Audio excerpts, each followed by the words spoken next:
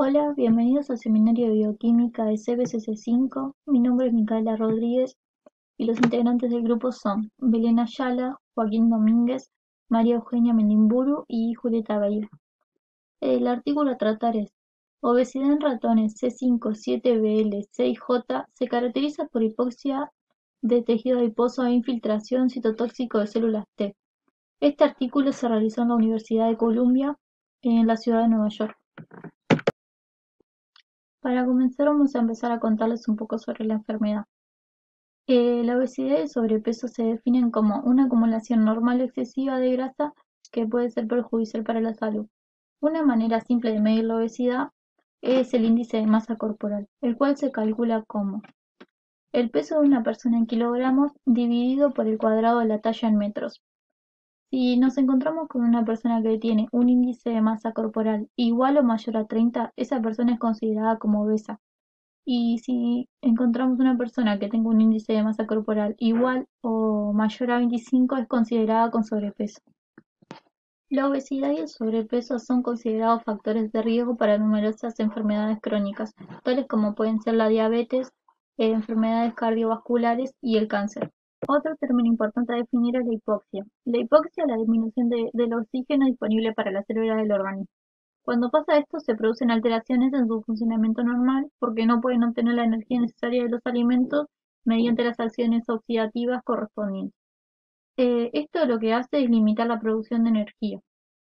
En la obesidad, el desarrollo masivo del tejido adiposo va a provocar que algunos adipocitos queden demasiado lejos de la vasculatura y por lo tanto estos no van a poder ser oxigenados correctamente. La obesidad se asocia con el estado de bajo grado inflamatorio donde hay participación de las células del sistema inmunocitocinas.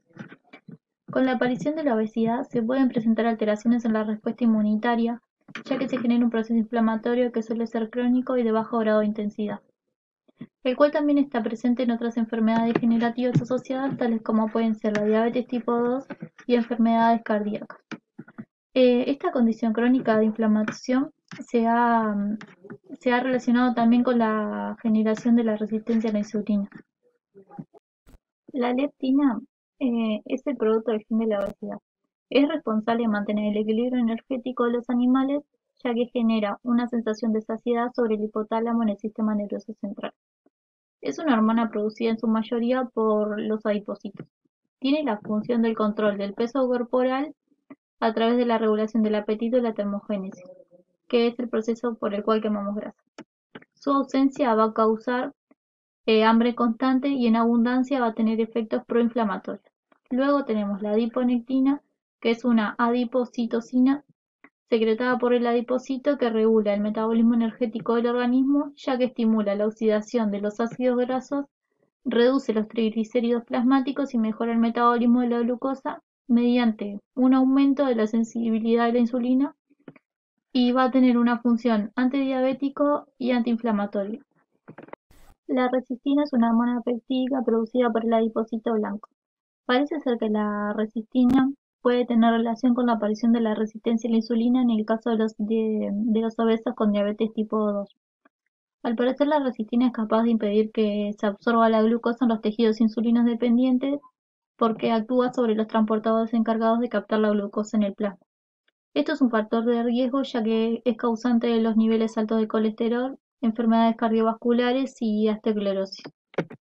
La insulina es secretada por las beta-células de los islotes de Langerhans del páncreas. Su principal función es contrarrestar la acción concretada de varias hormonas generadoras de hiperglucemia y mantener los niveles bajos de glucosa en la sangre. En este estudio se utilizaron tres tipos de ratones machos de tipo salvaje experimentales a partir de 3 a 5 semanas en adelante. El primero fue el grupo magro, alimentados con una dieta normal, baja en grasa. El segundo grupo fue el grupo DIO, alimentados con una dieta normalizada, alta en grasa.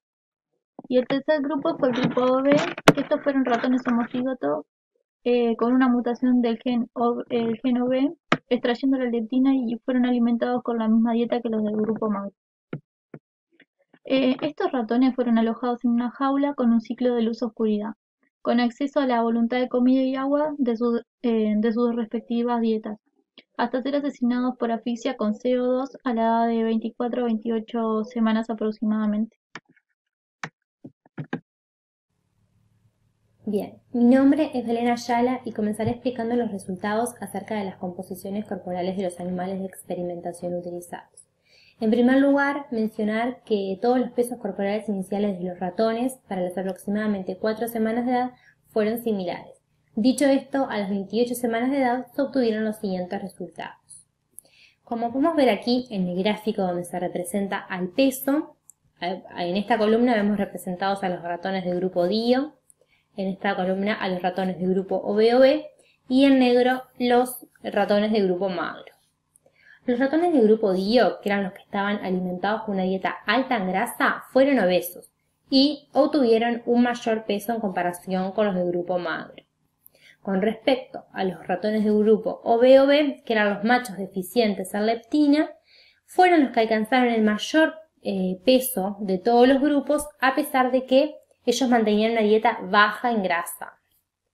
También, gracias al escáner DEXA, fueron posibles medir los porcentajes de grasa en el cuerpo. Y como vemos aquí en el gráfico, tanto los ratones DIO como los ratones OB-OB poseían un mayor porcentaje de grasa en el cuerpo y obtuvieron un cuerpo de casi 4 veces mayor a los ratones del grupo magro. Con relación a la sensibilidad a la insulina, la presencia de la obesidad se le asoció con una disminución significativa en la sensibilidad a la insulina. Como podemos ver aquí en la gráfica, los ratones que eran de los grupos más obesos, es decir, del grupo DIO y del grupo OB-OB, a su vez fueron los que presentaron mayores niveles de insulina. Esto es debido a que cuanto más obeso era el animal, menos sensibilidad a la insulina presentaba y por lo tanto debía expresar más. Con relación a las concentraciones séricas de adipoquinas, fueron posibles medir los niveles de leptina, los niveles séricos de TPI1 y MCP1 y los niveles de resistina y de adiponectina. Comenzaré explicando con este gráfico los niveles de leptina.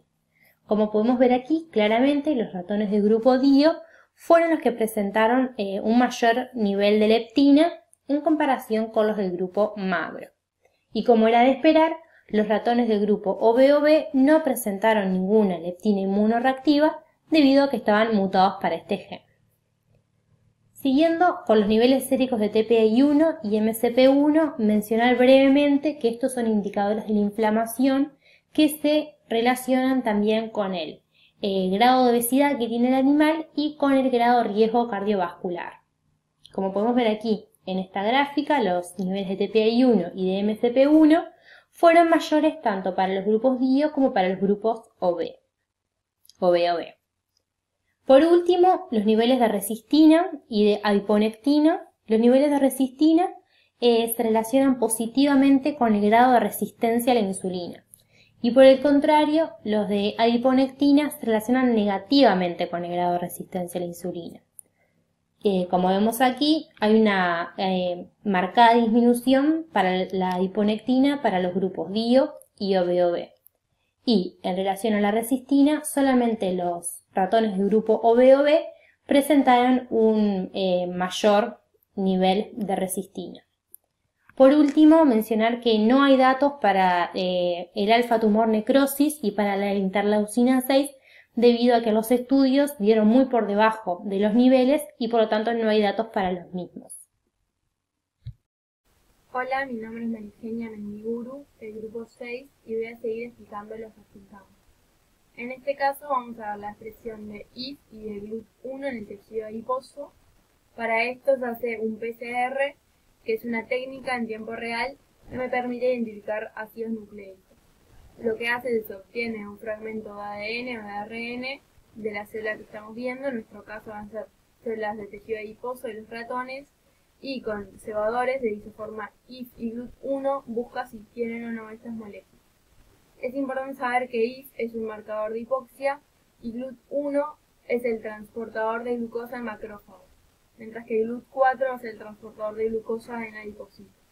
Lo que se puede ver en estos resultados es que tanto IF1-alfa como IF2-alfa y GLUT1 están aumentados tanto en DIO como en OB en comparación a los magros, mientras que IF1 beta es similar en los tres casos, por lo cual no está asociado con obesidad.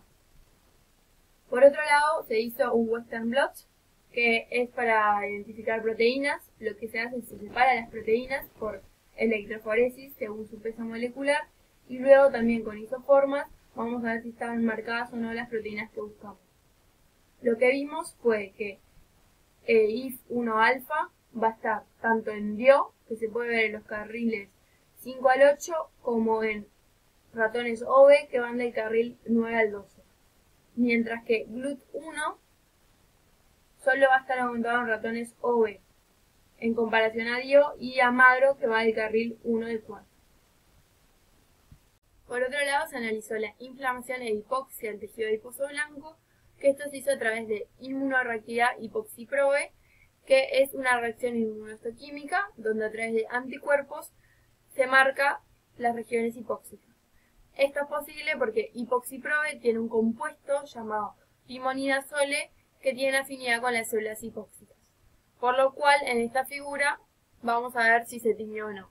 En el caso de A, que refiere a los ratones magros, se puede ver que no hay tinción, mientras que B, que refiere a los DIO, se ve tinción de color marrón, que está marcado con las flechas, en regiones citoplasmáticas del estroma del tejido adiposo.